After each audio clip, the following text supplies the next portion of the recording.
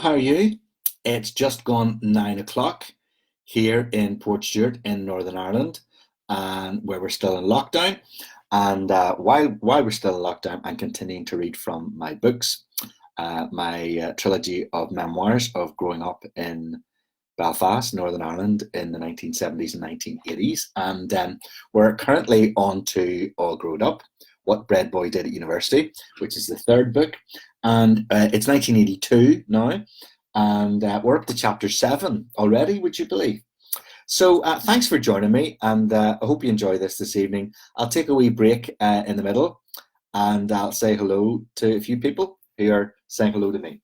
So, chapter 7 of All Grown Up. Wherever I lay my hat, that's my home. In my first year at uni, I managed to make it home to Belfast every other weekend, or more often if I had no money or extra laundry. I travelled up and down to Belfast on the train so often I got to know which carriages had working heaters and clean seats.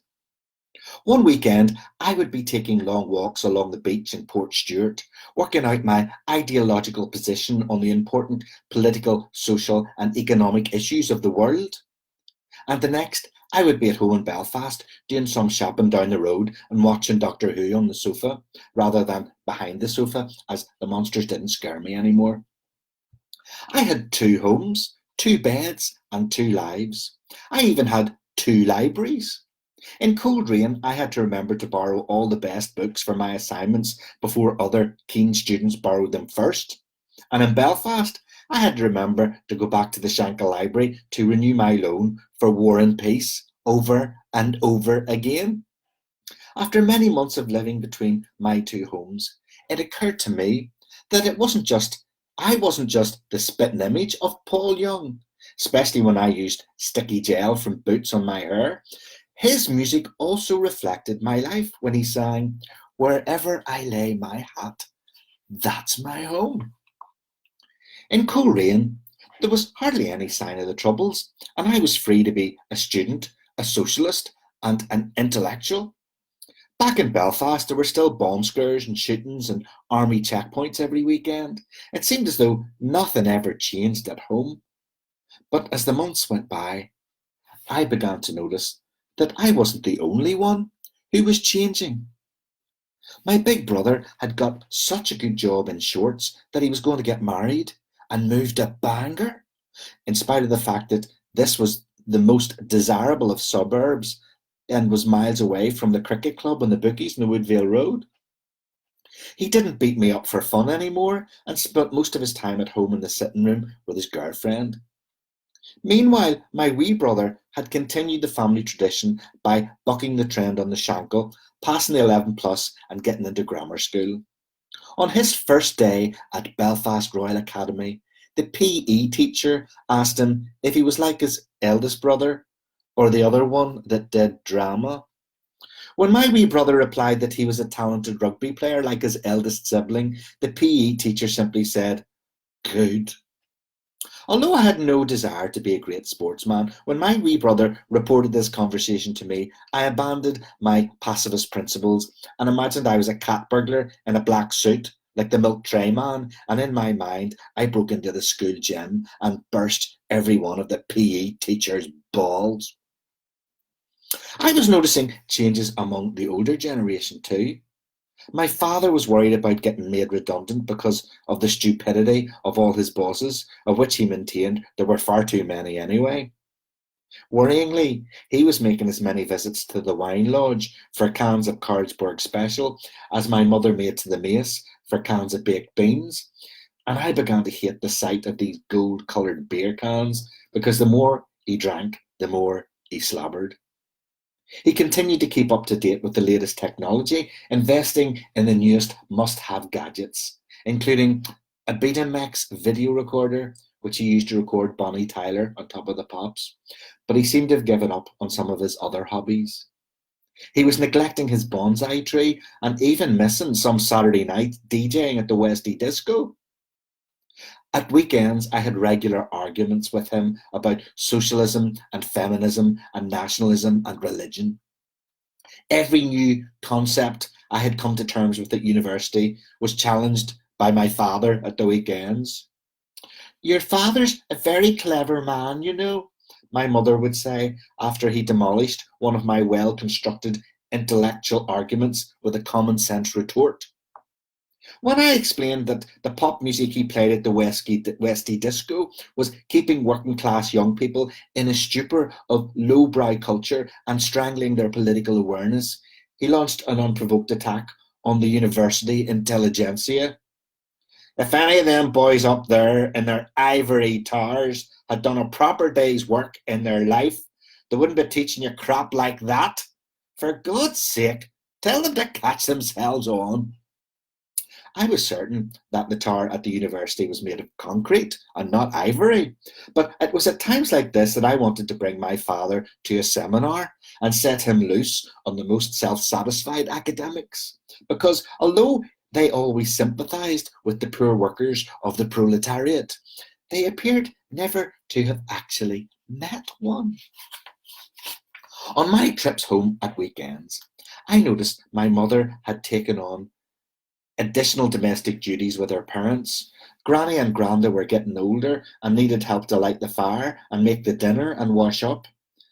I often accompanied my mother on a visit to my grandparents' house on a Sunday afternoon before catching the train back to Coleraine. Granda was usually out at the club for a wee stout, and Granny was often in full flow about how Ian Paisley was saving us from being sold down the river, and why Jerry Adams was a bad old rip, and why your woman across the road street thinks she is something. Our Tony's sharing a room with that wee Aaron Ward fella from BRA, and his daddy's a dentist, you know, explained my mother. Well, here, excuse me, dear. I'm me, and who's like me? Commented Granny, widening her eyes in my direction.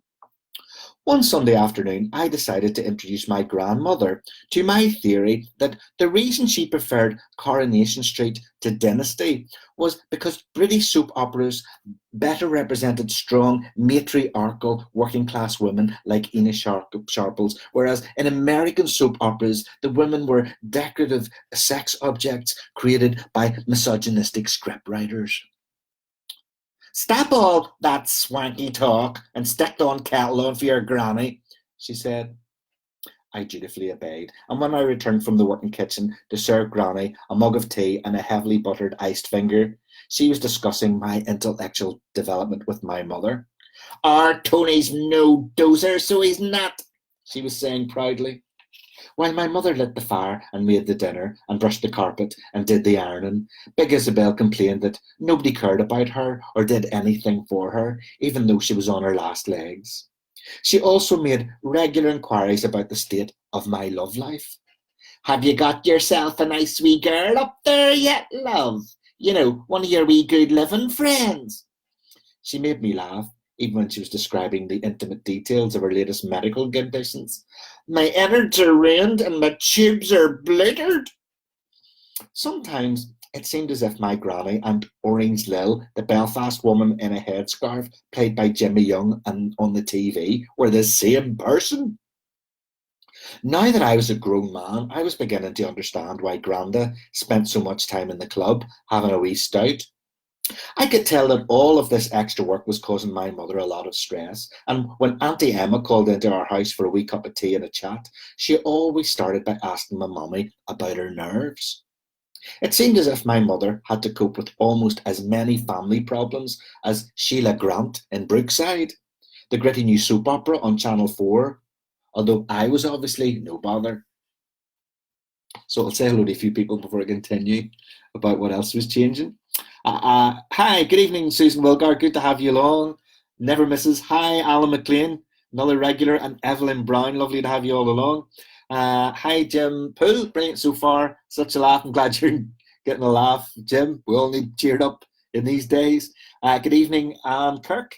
And hi, Karen McLean. How you doing? Nigel McComb. Love to have you, Nigel. And thanks for connecting me to your friend. I've been connecting with her. And hello, Angela and Keith. Never miss. Lovely to have you, Angela and Keith. Hi, Betty O'Riordan. Just a minute late. Oh, well, you can go back and listen to it again, I think, if you need to hear the first part. Good evening, Marlene Williamson. And hello there, Brendan Toll in Dublin. Lovely to have you, Brendan. Hope you're all doing well there. Hi, Karen Shaya. Good to be here. Good to have you along. Thanks for your nice comments on the audiobook of Little House in the Peace Line. Great stuff, says Michael McKinley Sr. Enjoying it, says Marty McCauley in the US. Good evening, Tony. Good evening, Norma Sloan. Hi, Real Belfast Humour, says Davy Calder. Thanks, Anne and Davy. Lovely to have you along again. Okay, so yes, speaking of Belfast, I'm home. I'm a student at Coleraine, but I'm back in Belfast at the weekends.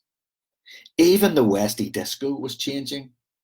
Uncle Henry had filled in an application form and got a grant to replace the old wooden floor, which was covered in spat-out chewing gum from thousands of Saturday nights. The new floor was made of space-age material that was supposed to have been used on the Apollo spaceships, but the chewing gum still stuck to it just the same. A lot of the older members from the Bay City Rollers and Saturday Night Fever era had moved on to work or marriage or prison, and there was no sign of Titch McCracken. Lynn McQuiston said Titch had joined one of the organisations, but I refused to believe this. Yes, he would steal the eyes out of your head, but he wouldn't kill anyone. Irene Maxwell was still there on rare Saturday nights I could make a visit to the Westie. She had moved on from her roller disco phase and was now resplendent in knitted leg warmers like a kid from Fame. When my dad played a request for Star Maker by the Kids from Fame, everyone held hands in a circle and sang along. I joined in and found it strangely emotional. I hadn't witnessed such synchronised hand-holding in the Westie Disco since Seasons in the Sun by Terry Jacks in 1974. It was strange to feel that I still belonged here, while at the same time feeling like everything was changing and it was time to move on. On one of my last visits to the Westie Disco, I offered to act as an assistant DJ to my father. As I filtered through the piles of requests for Duran Duran, I was shocked to stumble upon a can of Carlsberg Special hidden behind a Madness LP. If it had not been for a request for baggy trousers, this secret would have never been revealed. I was shocked. This was not appropriate behaviour for a DJ. If Jimmy Savile had been caught doing anything bad like this, on act immediately. I advised my father that it was inappropriate for a youth leader to be drinking alcohol while performing DJ duties in a church hall. And though it was difficult to hear his response over the music, I could make out the words own business and sanctimonious and wee bastard between chants of baggy trousers. I could tell from the expression on his face that my time as assistant DJ was at an end, and I walked off, throwing down my headphones so hard that the record jumped and everyone booed, and my father had to fade up Boy George prematurely. The news on the portable TV in the tuck shop said that Mr. Brezhnev with the eyebrows had died in Russia. I used this opportunity to introduce the first ever political debate on the Cold War in the Westie Disco. I explained to Philip Ferris that the capitalist Western media was feeding us propaganda about the Soviet Union, and I assured him the communists were actually dead on. I thought Philip would appreciate my socialist ideology because he had been a punk for years and punks loved anarchy in the UK. Philip loved U2, a new band from Dublin with a lead singer called Bono, which sounded like the name of the dog biscuit to me. Philip assured me that U2 were going to be even bigger than the Boomtown Rats, but I wasn't convinced. To everyone's surprise, Philip Ferris had found a girlfriend. They had met at one of the regular gathering of punk rockers outside the City Hall. She had spiky black hair and safety pins in all the same places as Philip, apart from her deliberately ripped black tights. Philip never introduced her or said her name, and she didn't speak, but she held onto Philip's arm and sneered at you as if every single word that came out of your mouth was completely stupid. In spite of this, I was certain that there would be some meeting of minds between anarchists and Christian socialists.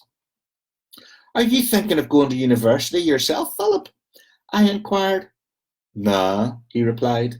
At that moment, my father put on Eye of the Tiger, and Sammy Reeves jumped up on the dance floor doing a strange mixture of pogo dancing and shadow boxing.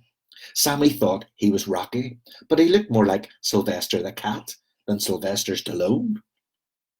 I think you'd like university, so I do, I told Philip. If you did the same course as me, you'd learn all about how the media influences the working of major social institutions and brainwashes the masses, except for punks and anarchists like you. Philip and his punk girlfriend looked at me thoughtfully for a few seconds. Well, what do you think? I asked hopefully. Are you going to go to university too? Bollocks, they replied in unison. Towards the end of my first semester at university, I decided that I needed some new clothes. Now that I was an intellectual, I felt the desire to transform my wardrobe as well. And besides, my old Wrangler jeans and bomber jacket had so many holes they would let the rain in. I was determined that my new wardrobe would reflect my personality and my individuality. My days of wearing the best value clothes from the Great Universal Club Book were over. On a Saturday afternoon in Belfast, I took a black taxi down the Shankill and, for the benefit of the small animals on sale, managed to resist a visit to the pet shop in Gresham Street. I joined a long queue of shoppers at the security gates in Royal Avenue for a body search. This was to make sure I wasn't a terrorist planning carnage rather than a new romantic on a fashion mission. After a disappointing visit to Man at C&A, I ended up back in John Fraser's, the preferred fashion supplier of the men of the Shankill. This was where I had bought my Bay City Rollers platforms, my Harrington jacket, and my Peter Storm anorak. After nearly an hour perusing the bomb-damaged sale stock, I emerged with a brand new Wrangler jacket, a pair of combat trousers, a pair of leg warmers, and a pair of Simon Le Bon suede ankle boots. I couldn't wait to get home and try on my new clothes. While the rest of my family were out at the Westie Disco, I stayed at home to try on my new outfit. I completed the look by using extra gel to make my hair look really big, like Bono from U2. The next day, I decided to put on my new clothes before catching the train back to Coleraine. My father had agreed to give me a lift to Central Station in the Green Simca and was waiting with my family in the living room where everyone's attention was on the snooker. When I walked into the room, my parents and brothers scanned me from head to toe. My hair was gelled up as big as Tina Turner's, with the longer bits at the back forming a mullet against the upturned collar of my new Wrangler jacket. Their eyes widened as they surveyed the rest of my apparel, from my khaki combat trousers down to the black knitted leg warmers over my suede ankle boots. My wee brother started to giggle, as if he had just heard a dirty joke on the young ones on BBC Two. No son of mine has gone out dressed like that, said my father. Poofing boots, said my big brother. Oh, don't you listen to them and you're a queer smasher, son, said my mother. But I didn't care what anyone thought. I was an adult now, and I could dress whatever way I wanted. I could express my individuality by wearing the same clothes as all the other students. I was a new romantic, so I was. So there you are. That is chapter 7 of All Grown Up. Just say hello to a few more people before I go. Hi, Orla and the O'Sullivans and Tully Lish. Great to have you along. Hope you're enjoying the sunshine today. It's been nice up here in Port Stewart. Hi, Patricia Higgins McMillan from Brampton, Ontario in Canada. Another regular. Lovely to have you along, Patricia. Hope you enjoyed it. Good evening, Neve Sahafian. Hi, Alan McLean says mullets are back now that all the barbers are shut. I think I'm going to have to get the lovely Leslie to help me out with that, or I'll have a mullet again. Yeah, with what? There's not a lot possible with this level of baldness, but you know what I mean. Brilliant, thanks, says Nigel McComb. Thanks, Tony, says Francis McGrath. Thanks, everyone, for joining me. Back same time tomorrow night for the next installment of All Grew Up. Until then, stay safe and well and stay positive.